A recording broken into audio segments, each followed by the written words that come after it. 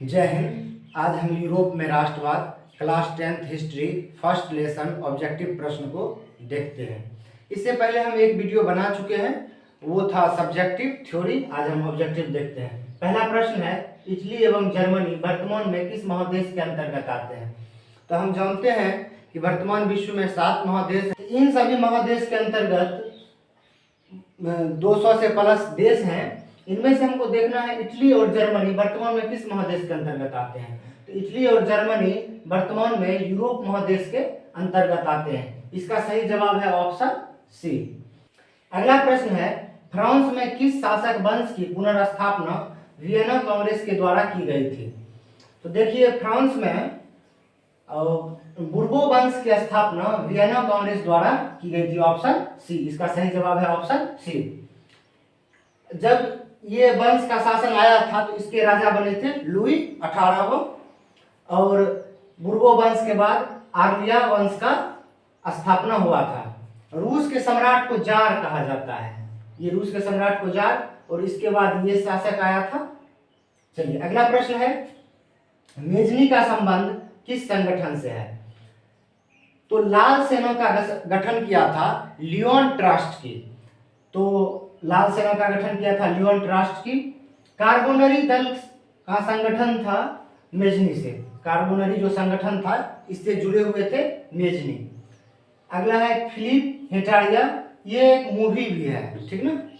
अगला प्रश्न है, डायट। जब ये सब चल रहा था क्रम एकीकरण का, यूरोप में राष्ट्रवाद का, उस समय डायट कहा जाता था के संसद को। अगला प्रश्न है, इटली एवं जर्मनी के एकीकरण के विरुद्ध निम्न में कौन था? तो देखिए, एकीकरण का मतलब समझिए, जैसे कि आप लोग देखते होंगे कि कहीं विवाह हो रहा है, 2 लोग मिल रहे हैं, एक हो रहे हैं, तीसरा उसमें कोई अरंगा डालने चला है, ये शादी नहीं होगा। यही क्या हो गया? एकीकरण का विरोध नहीं। इसका मतलब ये है कि इटली एवं जर्मनी, इटली भी एक अलग देश है वर्तमान में, जर्मनी भी एक अलग देश है वर्तमान में। उस समय क्या था, इटली भी अपने अस्तित्व के लिए लड़ रहा था और जर्मनी भी अपने अस्तित्व के लिए लड़ रहा था। तो एकीकरण से तात्पर्य होता है कि जैसे हम लोग लड्डू खाए हैं, लड्डू किससे बनता है? बेसन से। बेसन किस फॉर्म में होता है? पहले बूंदी बूंदी फॉर्म में, तब पूरे बेसन को एकत्रित करके हम क्या बना देते हैं? एक लड्डू बना देते हैं। क्या है? बेसन बिखरा रहता है, जब लड्डू बन जाता है एकत्रित हो जाता है। इसी तरह से इटली के सभी राज्य क्या थे? बिखरे थे, और इन राज्यों पर किन्हीं न किन्हीं का शासन था जो कि इटली के नहीं थे या राजवंश का था। जर्मनी में भी यही हाल था। इसको क्या करना था? एकीकृत करना था, एकजुट करना था। इसके विरुद्ध में था कौन? इसके विरुद्ध में था ऑस्ट्रिया। इसका सही आंसर हो जाएगा ऑस्ट्रिया, ऑप्शन सी, और इसका ऑप्शन बी ऑस्ट्रिया था। ऑस्ट्रिया की राजधानी वर्तमान में वियना है, और रूस की राजधानी वर्तमान में मॉस्को है। इंग्लैंड की राजधानी लंदन है, और प्रशांत को किसी में मिला दिया गया है। इटली की राजधानी रोम है, जर्मनी की राजधानी बर्लिन है। चलिए, हम अगला प्रश्न देखते हैं। नेक्स्ट प्रश्न है, काउंट काबूर को विक्टर एमेनुअल ने किस पद पर नियुक्त किया था? देखिए, काउंट काबूर को विक्टर एमेनुअल ने प्रधानमंत्री के पद पर नियुक्त किया था। कहाँ के प्रधानमंत्री के पद पर नियुक्त किया था? तो इटली में एक पहले जब एकीकरण नहीं हुआ था सर्डिनिया पिडमोंट। इसका सही ऑप्शन है सी आंसर, सर्डिनिया पिडमोंट।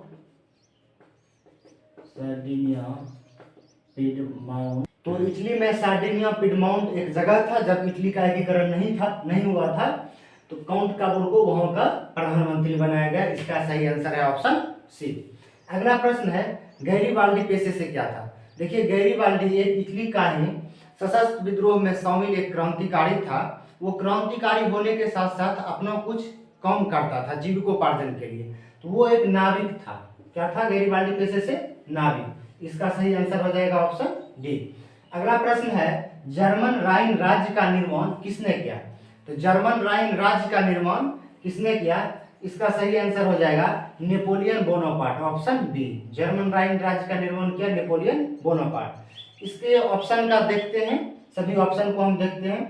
पहला है लुई 18वां। तो लुई 18वां क्या था कि जब ये बुर्बो वंश को स्थापित किया गया था वियना कांग्रेस के द्वारा, तो वहाँ का पहला शासक बना था लुई 18वां।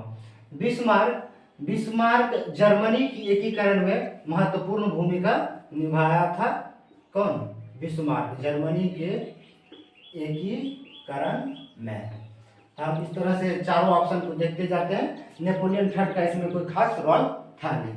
अगला है फ्रैंकफर्ट की संधि कब हुई? तो देखिए फ्रैंकफर्ट की संधि, अच्छा संधि से समझिए संधि कब होगा। युद्ध के बाद कोई संधि होता था।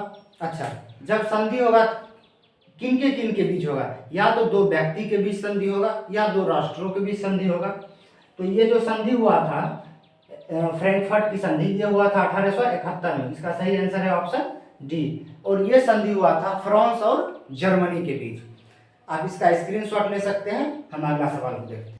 अगला प्रश्न है, जाल्बेरियन एक संस्था थी।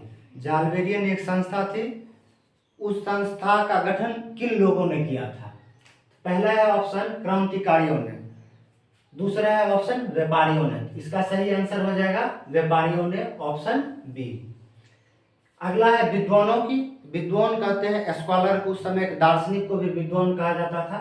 पादरी कहा जाता है जो चर्च के फादर होते हैं, जो चर्च जैसे हम लोग के मंदिर में मुख्य पुजारी होते हैं, उसको पुजारी जी कहा जाता है।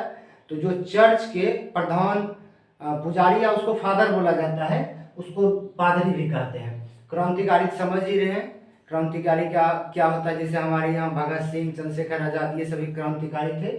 तो जाल्बेरियन एक संस्था थी व्यापारियों की। अच्छा, तो आप लोग ये बताइए, ये जो संस्था थी व्यापारियों की, इस संस्था का गठन किन देशों में हुआ था? किस देश में हुआ था? तो जाल्बेरियन संस्था का गठन जर्मनी में हुआ था। किस देश में हुआ था? जर्मनी में। तो हम याद रखेंगे, जैसे जाल्बेरियन, जैसे जर्मनी। किसकी संस्था थी? व्यापारियों की। अगला प्रश्न है, रक्त और लौह की नीति का अवलंबन किया। रक्त और लौह की नीति का किसने अवलंबन किया? तो रक्त और लौह की नीति से मतलब है सशस्त्र विद्रोह, ठीक ना। तो इसका अवलंबन किया बिस्मार्क ने। रक्त और लौह की नीति का अवलंबन किया बिस्मार्क ने। मेजनी कौन था? तो मेजनी यंग इटली और यंग यूरोप की स्थापना किया था। किसने? मेजनी ने। हिटलर को तो आप लोग जानते हैं, जर्मनी का तानाशाह था। अगला प्रश्न है कि 1829 में एड्रियानोपुल की संधि किस देश के साथ हुआ था? पहला ऑप्शन है तुर्की, ऑप्शन बी यूनान, option C Hungary, option D Poland. तो देखिए संधि हुआ था। अच्छा, इसमें एक प्रश्न विद्यार्थी याद करके जाता है, 1829 में किसके एड्रियानोपुल की संधि किसके साथ हुआ था? तो वो सिर्फ तुर्की रट के जाता है। देखिएगा ऑप्शन में जहां तुर्की टिक लगा के चलेगा। सपोज कीजिए ऑप्शन में तुर्की नहीं है, तब संधि तो किन्हीं दो देशों के साथ होता है। एक देश तुर्की का नाम दे रखा है, दूसरे देश का नाम नहीं दे रखा है।